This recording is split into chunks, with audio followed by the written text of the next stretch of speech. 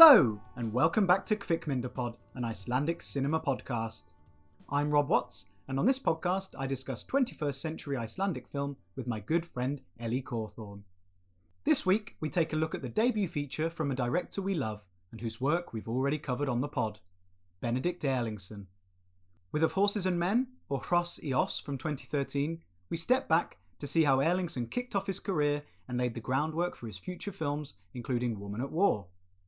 Obviously featuring Ingvar, Halldóra and a bunch of familiar faces, the real stars of this film are the horses. Who knew Icelandic horses were smaller, could run differently and swim so far? Through a series of vignettes, we see the beauty of the beast and the idiocy of the human play out in a stunning valley setting among a community of horse owners. We're back in the world of dark comedy with this one, and it's a riot.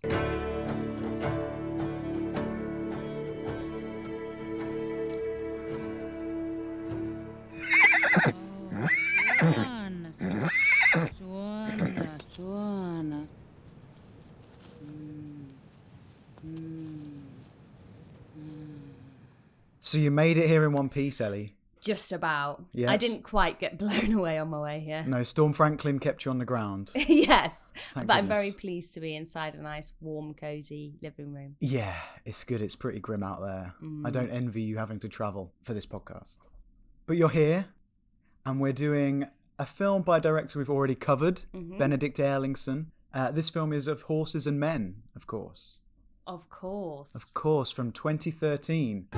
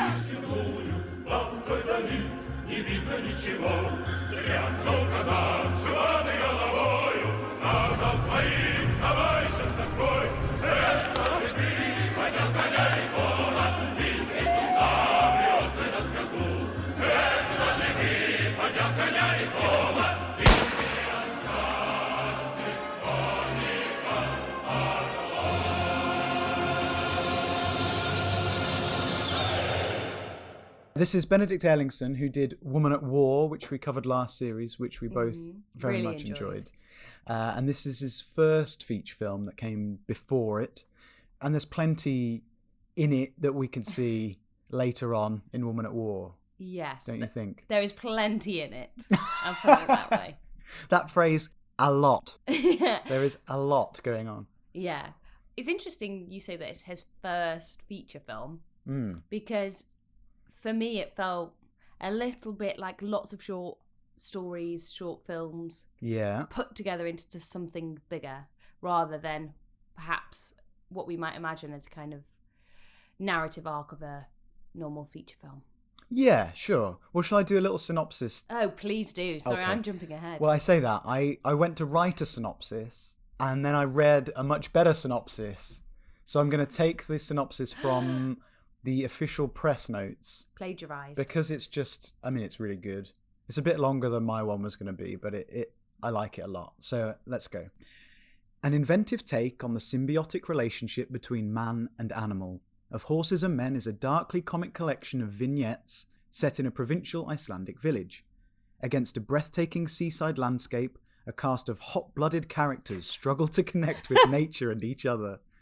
Among them, a pair of wistful human lovers are thwarted by equine libidos. I'm sorry, but the phrase wistful human lovers really got me.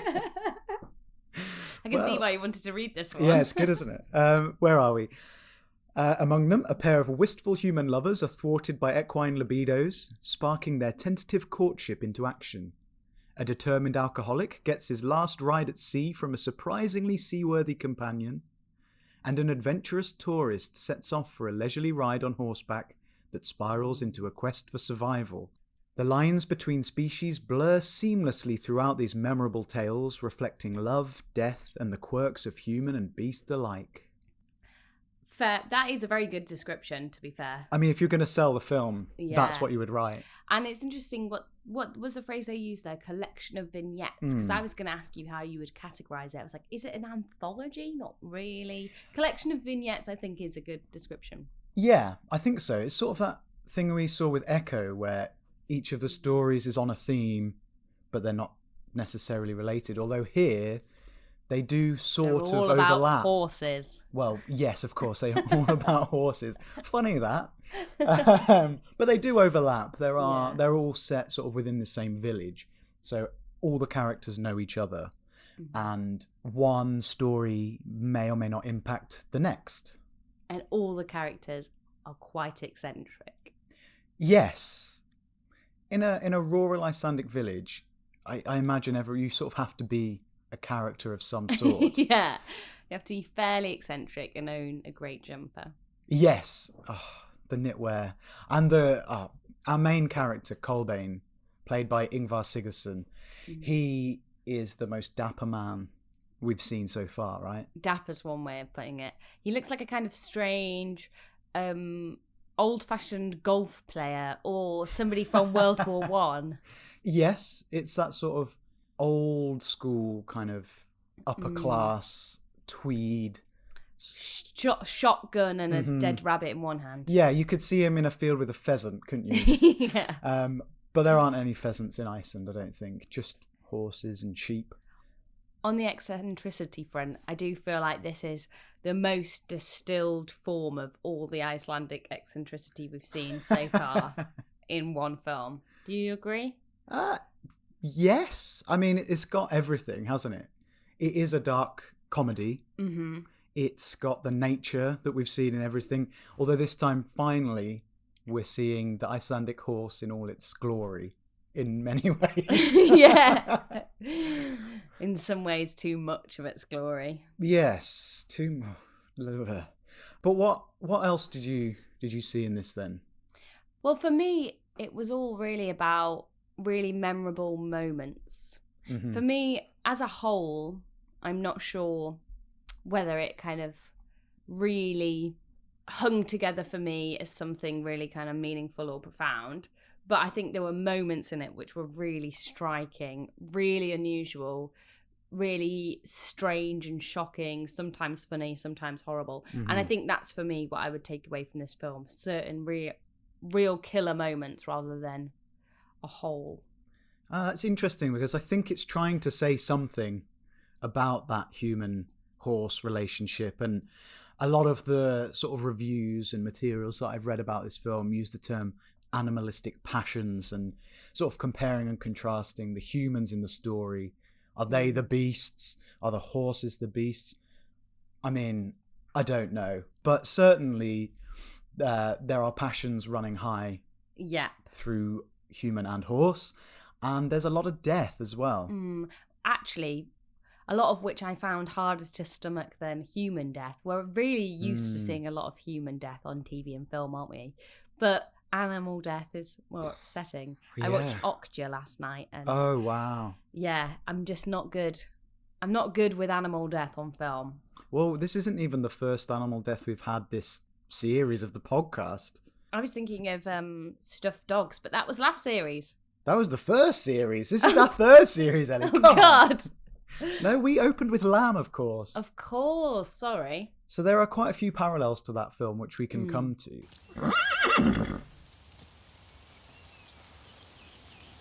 Svona kærlingin mín.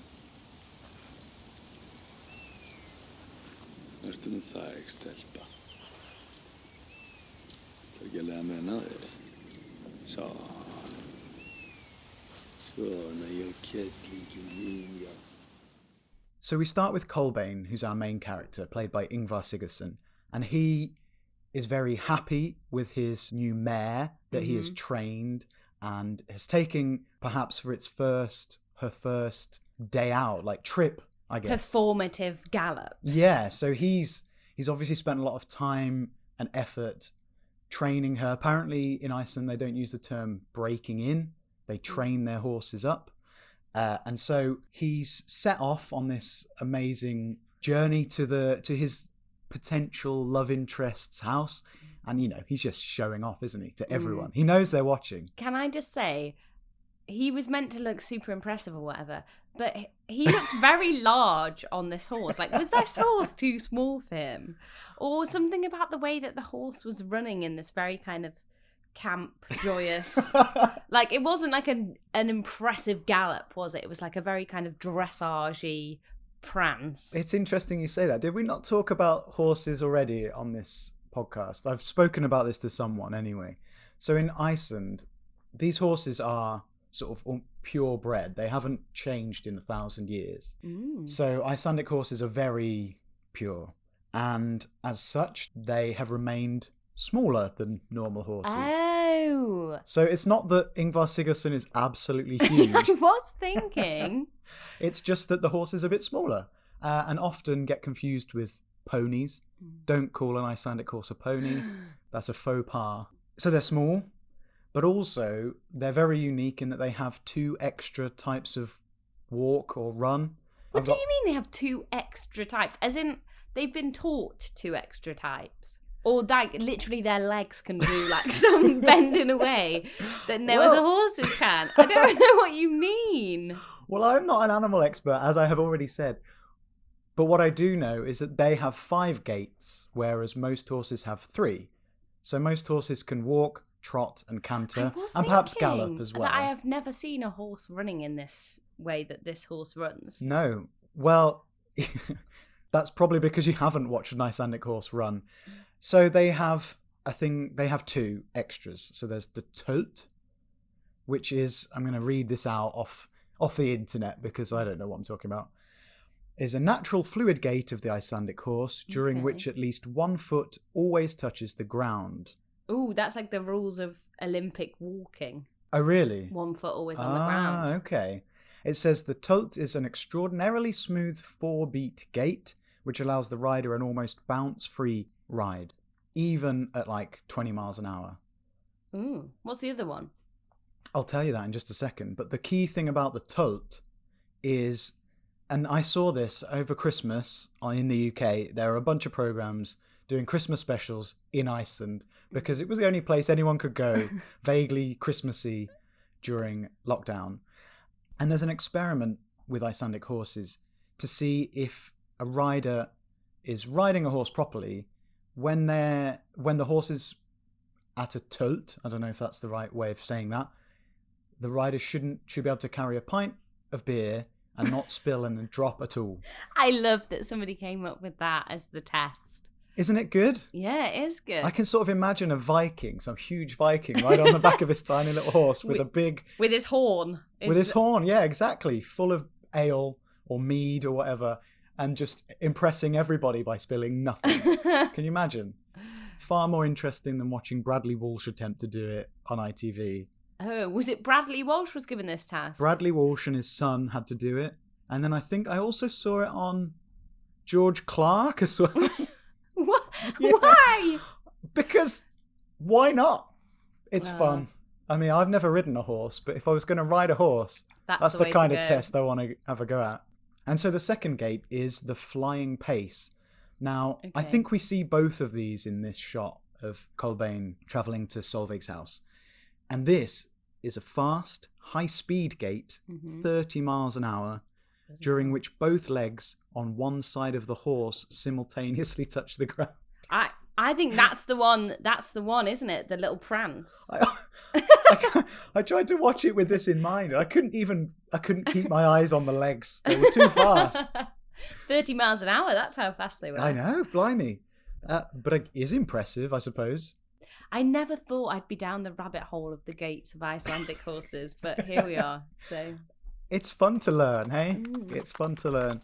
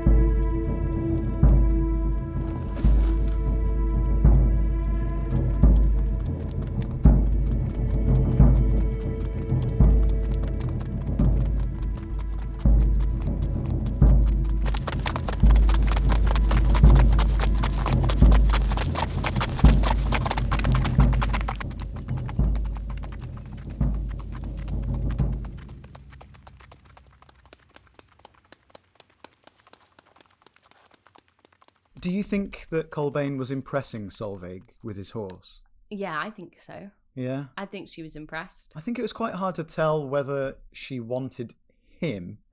Oh, I thought she did. You did? She's a horsey woman, right? And this is prime saucy horsey. Wow, saucy horsey. Wow. That's not going to be the last awful pun No. of the episode. But she is a horsey person because she has her black stallion in the field too. And I mean, this first vignette completely sets the tone for the rest of the film, doesn't it? Yeah. It's out there. And also, I came away thinking, I don't really understand what just happened. Do you want to run us through what happened? So Kolbeinn does his little show for Solveig and the neighbours with their binoculars. And then he has some coffee. They have a lovely time with her son, I presume, and her mother. And then he gets back on the horse to go home. But the stallion, of course, gets loose. And, you know, I'd seen an image of this scene before I ever saw the film. But when you see it happen, strange. it's still so weird, isn't it?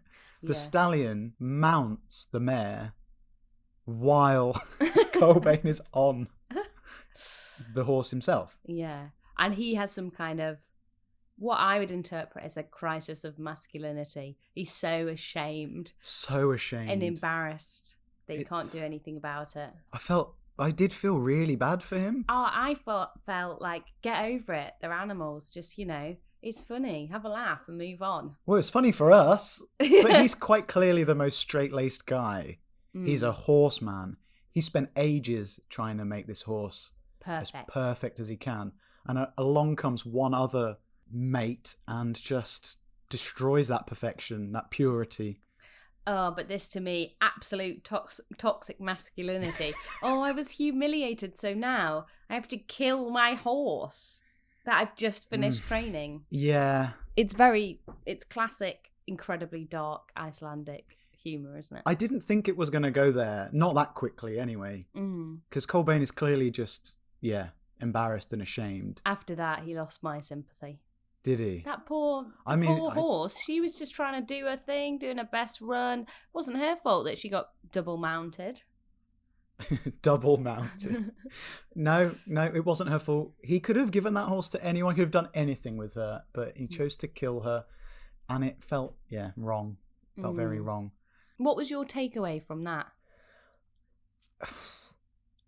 My takeaway was his idea of perfection had been destroyed, and so she had to go. Destroyed as well. Yeah, is that what they call when they kill a horse? Destroy.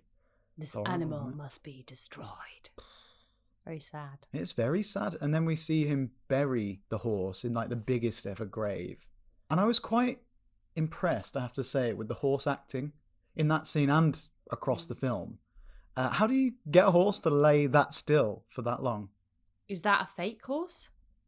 A fake horse? This film was made for about 3 pence. I don't think they can afford a fake horse. I don't know. Maybe you tranquilise it. That would probably count as cruelty against animals. And there was a disclaimer at the end that said no horses had been hurt at all. Thank God. Because a lot of horses were hurt in the narrative of this story. This is true. It's very true.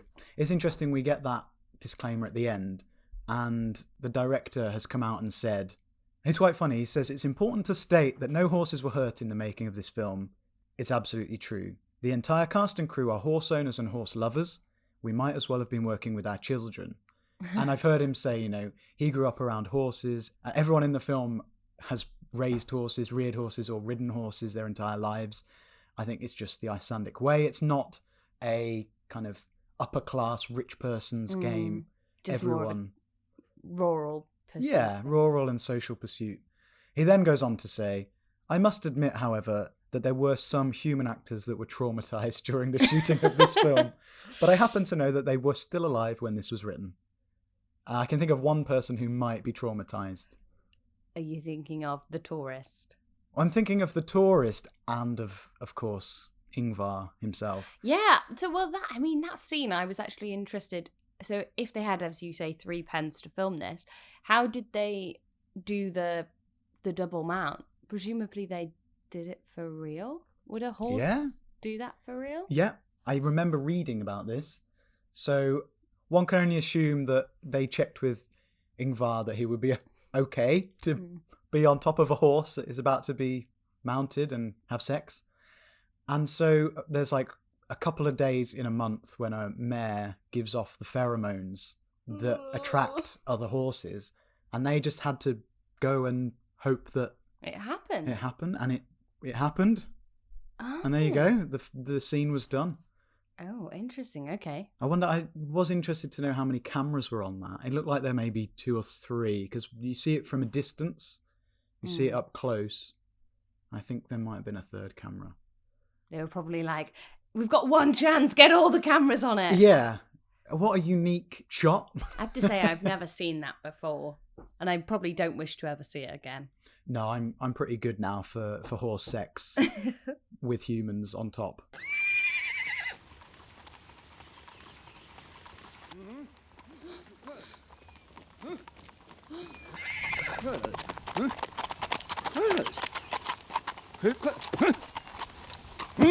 Hvað? Áfram með þig, Merik. Áfram með þig. Hvað? Farðu það! Andskotin að gera sína! Farðu það!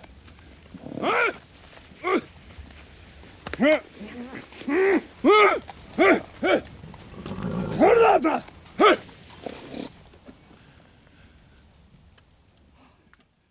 So that's the first story we have. And it's very much the fine line of tragedy and comedy. Mm-hmm. It kind of flips on both sides of that line, doesn't it, this first story? It does, yeah. And it sets up that for the rest of the film.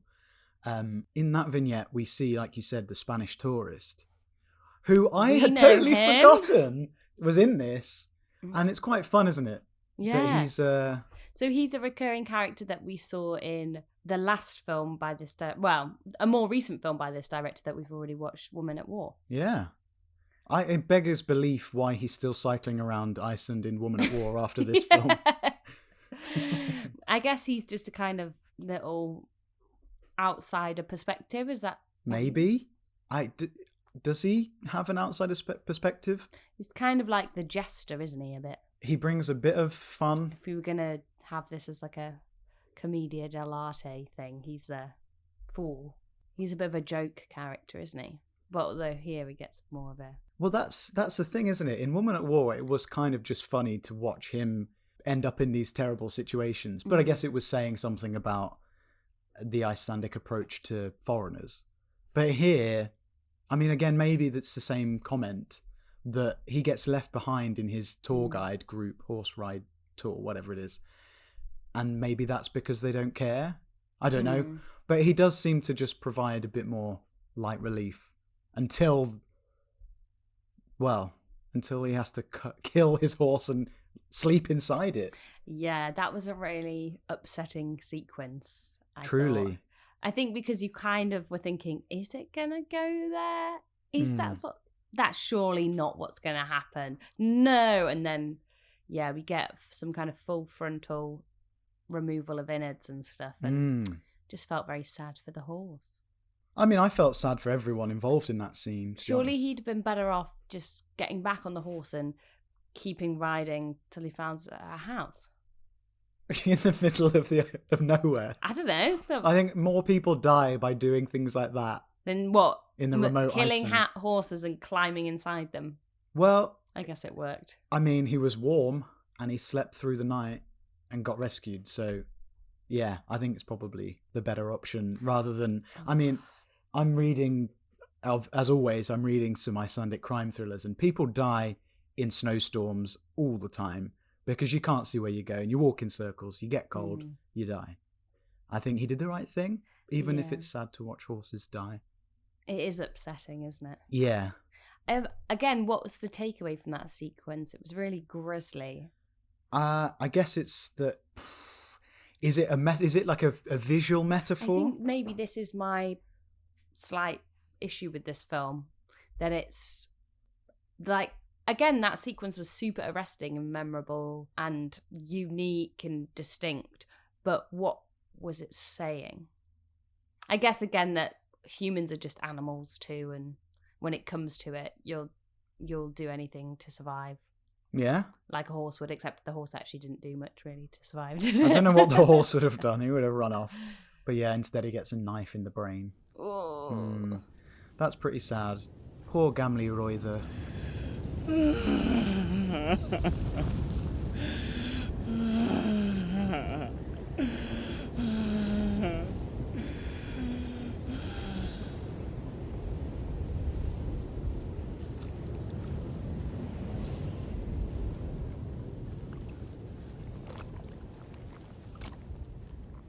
I think he's deliberately been given the oldest horse because, I mean, we should talk about that story itself. So the Spanish guy goes for a horse riding tour, sees the very pretty Swedish girl and sort of falls for her. And I'm pretty sure that the guy who's running the tour fancies her too. So he gives him the old horse to embarrass him. And the horse is called Old Red. Old Red. Gamli Poor Old Roither. Red. Yeah, poor Old Red. I mean, that's what you would expect to say, isn't it? Yeah. Poor Old Red. Who's so slow that, yeah, he gets left behind. I mean, it's just pretty grim. Yeah. But again, incredibly striking when we have like the white snow, the red blood, all kind of seeping out. It's a visually striking image, isn't it? And the whole film looks, again, stunning. It's a lot of the same team who made Woman at War, actually. The same director who wrote and directed it. And then the cinematography by Bergstein Björgulfsson, who obviously did Woman at War. And the music by David Thor Jonsson, who is quite recognisable, actually, when you hear the two soundtracks back to back. You've got those drums, got the accordion. It's a very similar style. The soundtrack's brilliant, I have to say. And the cinematography. I mean, the whole production of this is flawless, isn't it? It is. It's just a stunning looking film, no matter what is going on in the frame. Yeah. You know.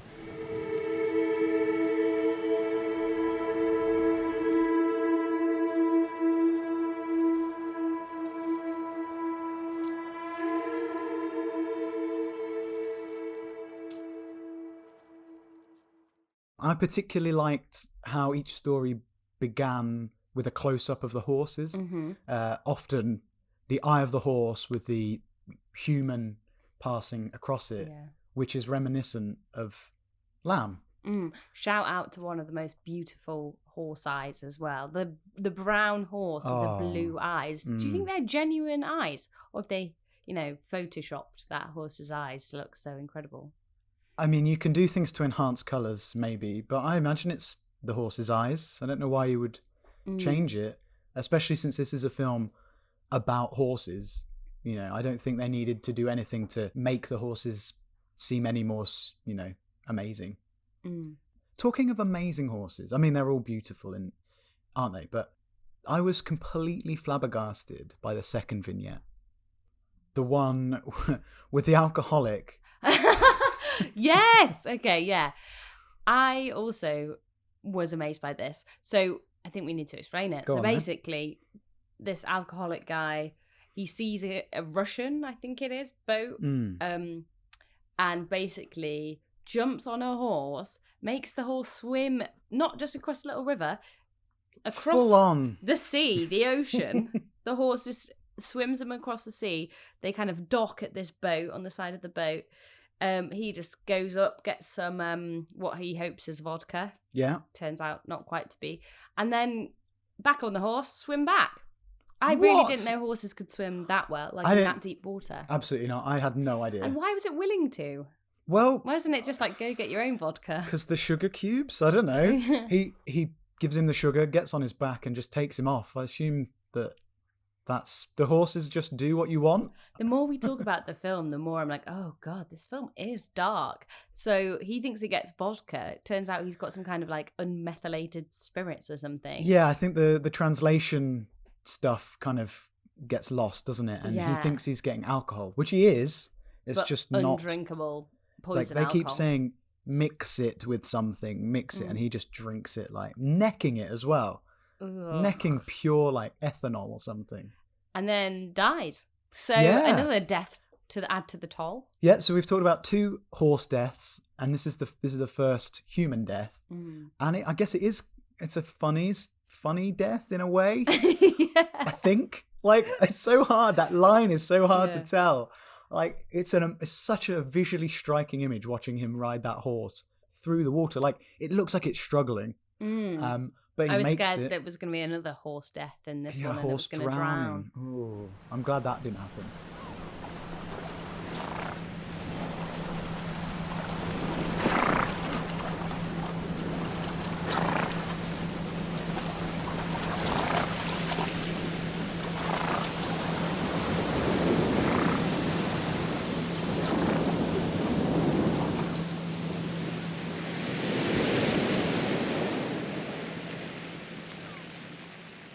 Yeah, he dies and sort of kicks off a whole bunch of human deaths as well.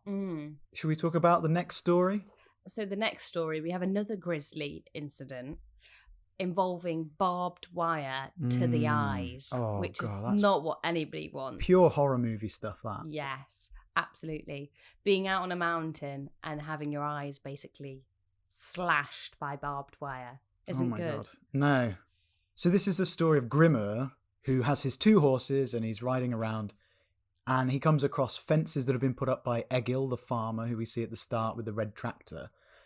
And he's like, stop putting up fences across the footpaths and bridleways that, he's obviously always ridden. Public access. Yeah, it's like, fair enough. I don't know why he would need to put up fences, to be honest. It's not like Britain where... To stop his cattle and his horses getting out? Oh, that makes sense. Yeah. Easy answer to that one. Although I have to say, what we see at the end is that all the horses have been out in the wild for the whole of the summer. So it's not like they need to be contained, but maybe for the winter. You're probably right. But yeah, he goes around cutting the barbed wire of these fences. And like, it reminded me of Woman at War as well, when she cuts herself on the pylon cable, which is pretty nasty. This is just as gnarly. He gets it right across the eyes. It's bad luck, isn't it? That the one bit it falls on is like literally his exact eye line. Oh my God. I can't even imagine just it whipping across your face. Like, it would be bad enough if it tore up your cheek or something. But that whole scene is so well put together, isn't it? Because you see where he is, where he takes a wee over the cliff, and you've got this shot from the bottom. You're like, he's not just weeing over the cliff for a reason, for no reason. We're seeing it. And then the farmer Egil chases him down. Yeah. And it's so funny. It's actually shot. It's reminded me of Postman Pat in a way, when he's just driving around the countryside. And he drives right off the edge of the cliff, doesn't he? And that again is quite funny somehow. It is, yeah. Just watching a tractor topple over a cliff. That's him. Another human death. He's gone. And we shouldn't laugh, but we are. We've laughed at a lot of death over the course of 3 series of this podcast. But what's funny again is that, so we now have 2 widows who then are like, well, maybe we should go after Colbane. Yeah. And you see all these looks at you see two funerals, and they're both like, he's a bachelor. And then Solveig is like, okay, well, maybe I should make a move. And it's just hilarious. Yeah. One of those widows is... from Woman at War. Yeah. She is our main woman. She is. She's... our main woman at war. She is our main woman at war. Hatler, is it? Yes, it is Hatler, I think, now you say it. Played by Halldóra Geirharðsdóttir, who we've seen quite a few times. Oh, yeah. In this film, though, curiously, she's playing Ausa. Ausa was the twin sister of Hatler in Woman at War. What does that mean? What you mean, why they've chosen to have the same name? Do you think that maybe after Ausa's husband died, she was like, right, well, I haven't got Colbane to fall back on. Maybe I'll move to the city, become a yogi, do a load of meditation, and then re-sparked her relationship with her sister? She's quite a different character, though. But now you're thinking because we've had the Spanish tourist in both films. I just want there to be a Benedikt Erlingsson cinematic universe. To rival Marvel. Yeah, quite. And it's just the Spanish tourist and Haldora. I think I'm going to lean on the side of it's a coincidence. Oh, come on. There are so many names. Yeah. I just think it's a different character. It's a very different character. But maybe that she death is the kind of sparked a woman change. that would live in a remote horse-rearing town, I guess. Well, and then by the end of Woman at War, she's chosen to live her life inside a prison, solo. Yeah. So she's used to the isolation, I guess. Okay, I'll entertain It's your a theory. compelling argument, right? I mean, if you say so. Anyway, it's nice to see her, and just got the brain whirring a little bit. I'm curious to see Benedikt Erlingsson's more recent films, to see how much he brings over from the previous two, whether he changes his style up or whether he includes the same characters or whatever. Well, there definitely does seem to be a kind of similar cinematic sensibility between the two of his that we've watched. In terms of it's this, I guess this one isn't magical realism, but it's very, it's not meant to be realistic, is it? No, I guess it's sort of magical realist or just ultra real, maybe. Ultra real? Is that I don't know what phrase? ultra real is. I know, it's like set within. So it's the real. I guess it is kind of magical realism, yeah. But I guess that it's the real world, but things go into fantastical territories that, I mean, all of these things could happen, but they wouldn't all happen to the same town, would they? No, that's exactly it. Yeah, everything's heightened. Yeah, it's got a kind of almost fable-like quality to it, or a story. It feels like a story rather than a just accurate depiction of reality, which is a interesting style, and I think for me feels more fully formed in Woman at War than it does here. Which makes sense for a director in his second feature. And it's very easy to build on individual vignettes as you go through a film, but then to take them all and those ideas and those themes and expand it into a full feature, I think it's quite remarkable, really.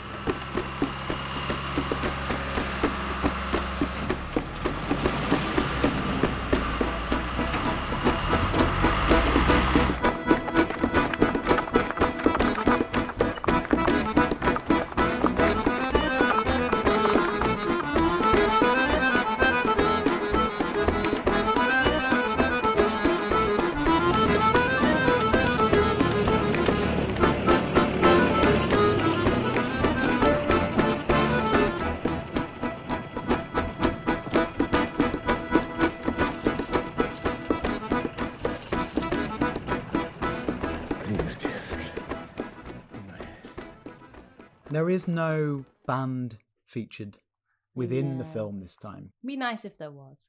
But again, he doesn't want to just... I feel like if he brought over all those elements, it'd be more like if he was a theatre director or something, Well, it's funny you should say that. Is he a theatre director? Yeah, and an actor, yeah. You can tell. Okay, that's really interesting that you picked up on that. That he has these little devices, especially by Woman at War. Like the band that accompanies the action throughout the film is a very theatrical device, I think.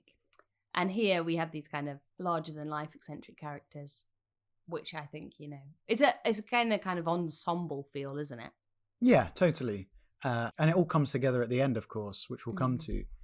But before we get there, we should talk about the other story or two that we have, including the Swedish girl, Johanna, who sort of ties a bunch of the stories together, really. Because she's the guy that, obviously, as we said, Juan, which is the name of the Spanish guy, he falls for. But she's also in the middle of her own kind of story, where she's desperate to get this one mare for herself. And also, I guess it seems like she's trying to prove herself to all the old white male farmers who are like just snorting tobacco, which is absolutely gross, and sort of just laughing at her to an extent, and they just let her go off and assume that she'll fail. But she goes off and does some quite remarkable things. She's almost like she's the hero of the tale in the way, isn't she? Yeah. She manages to round up all the horses, rescue the guy who's been slashed across the eyes, tie them all together, and bring them all home. Yeah, it's fantastic. I mean, that shot of her with the 7 horses with Grimmer on the back of one, it's amazing. Yeah. And she is just, brilliant. I think Johanna is, like you said, the hero is quite a good word. The hero on horseback. I like it.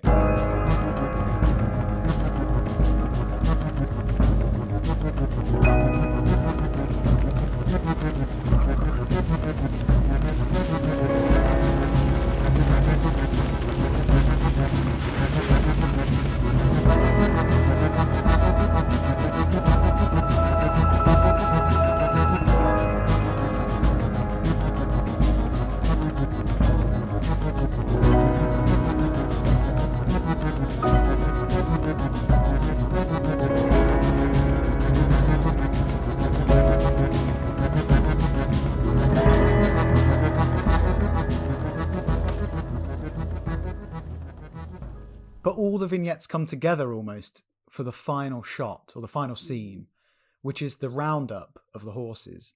So to put it into context, the horses have been out in the wild, roaming wherever in the Icelandic landscape, the amazing, stunning, beautiful, all the adjectives you could think of, landscape for a few months now. They're not wild horses, they belong to farmers. And so in late September, early October, as we see in the film, the horse owners ride out to collect them all and bring them back and then sort them out and, take them back up to their farms for the winter. And that's kind of the setup for the end of the film, isn't it? I guess what it allows is you have all these different characters that we've seen in their own little kind of vignettes and stories. And it brings them all together, doesn't it? And has a sense of this whole community focusing on the horses. And there's a lot of horses. Yeah. I've never seen that many horses in one shot, one place. I thought it was quite a joyous ending, actually. It had the music, which again, like you say, is really distinctive, but had this kind of sense of energy and life and vibrancy. Totally. All connected to the horses and the community around them. It felt triumphant. That's the word I wrote. I think it really does. Especially because the human characters and the human stories sort of reach a point of positivity by that point. So all the deaths and maulings are over. The widows seem less happy than everyone else, but they're still enjoying the roundup. But our main 2 love interests, Kolbeinn and Solveig, we see them sharing a how are you going to phrase this? I was going to say, we see them sharing a drop of alcohol on horseback first, with the widows in tow, commenting and being snarky. And then, this was the second pun that I've had in my head the whole time. We see them go to the nookie. No! We see them go to the nook for nookie. Oh, no. I thought you were going to do a pun about horseplay or something. Horseplay? I mean, do you want to... Heavy petting? That's good. Heavy petting. I just came up with these in the spur of the moment. Ellie, you're an absolute joker. But yeah, Kolbeinn and Solveig, they get together in front of the horses. In another quite comedic scene, really. It's pretty funny. Taking off cagoule and all that malarkey. I mean, it's one of the least sexy sex scenes I've seen in a while. And I think it's so funny that they're there. We can do it here. No one will see us except for the horses. And in front of the black stallion who's had his balls removed. Oh, poor guy. It's really rubbing it in there. Rubbing it in. Is that another pun? No. And all the guys watching with their binoculars, they come back out and they're all, nothing's a secret in this village. I love that the script of this film, when you just read it on the page, must have sounded so bizarre. I mean, it's quite bizarre when it's put into a film, but just written on paper must have been even more so. Yeah, I can't imagine. And now the couple have sex in front of 7 horses and the rest of the village all watching through binoculars. Yeah, exactly. It's very odd. Very odd. But it's a kind of it's a positive scene. Yeah. It's a happy scene, I guess. Before we get to the sort of final stage of all the horses back in the roundup, and Cobain gets a new white horse. What I didn't know is whether more horses have just appeared over the summer. When do horses have like a season that they mate and I would presume give birth? it's spring. Like every other animal? Yeah. So do you think that the horse that Cobain gets at the end, the white one, to replace his dearly departed mare, is a foal? I think so, yeah. Or at least a young horse. I guess the idea is that it's a new beginning. He's going to train up this foal and it'll be a fresh start.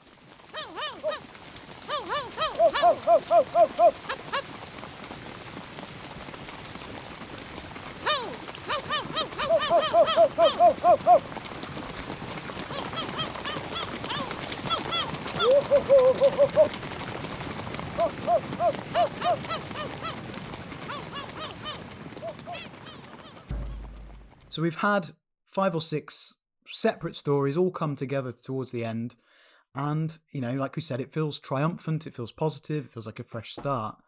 And what more could you want, really? It's a distinctively Icelandic film, isn't it? Yeah. It's deadpan, it's darkly comic, it deals with death, it's set in rural Iceland, which most of the films we looked at are, and the horses, which I've been desperate to cover for so long, they're here, they're front and centre, and despite the fact that we're not 100% sure what the film is trying to say about the relationship between man and horse, it's a good fun watch. I have to say it wasn't my favourite of the films we have watched, but I would just again say as a whole it didn't quite sell it for me, but individual moments and the look of the film and the feel of the film and the sound of the film were really stunning, and I enjoyed delving into some humour that was so black. It was, you know, it was possibly tragedy. Amazing. Any other thoughts about this film, about how it compares to any of the films we've covered, or, you know, just generally? Well, I did think right at the start that we were going to have a kind of horse whisperer type situation. Oh, yeah? Yeah, so, you know, when we saw Ingvar training his most beloved mare, that had that vibe to me, but quite quickly we went into very strange, absurdist territory. Yes. So it's not the Horse Whisperer or Black Beauty. It has much more in common with things like Under the Tree, which spirals out of control. It even has that neighbour dispute thing, which we have between Grimur and Egil, and ultimately results in death. I thought there was so much, not necessarily similar to Lamb, but there's a lot of comparisons that could be made. I really liked the eyes that we talked about. We see a lot of eyes. We see Ingvar in an eye. We may have seen Ingvar in an eye in Lamb. Oh, yeah. We're still yet to have confirmation on that. But I really like this focus on the animals, and the roundup of the horses reminded me of rams when they're rounding up all the sheep to get them in the basement and then to take them all the way over the mountains. It's just the kind of imagery that it feels very Icelandic. I haven't seen films from any other country that feel very much like that, I guess. My horse whisperer comparison sounds quite dumb now.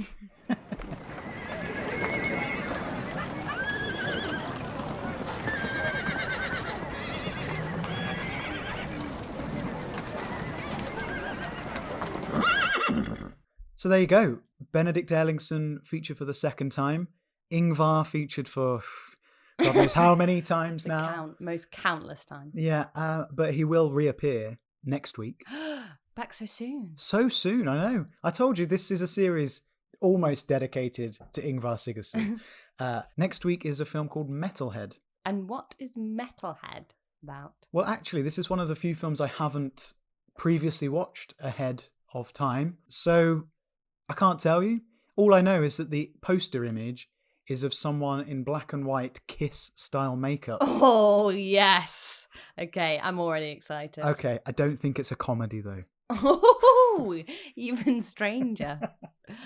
Well, I can't wait. Great. Well, I'll see you there. See you then.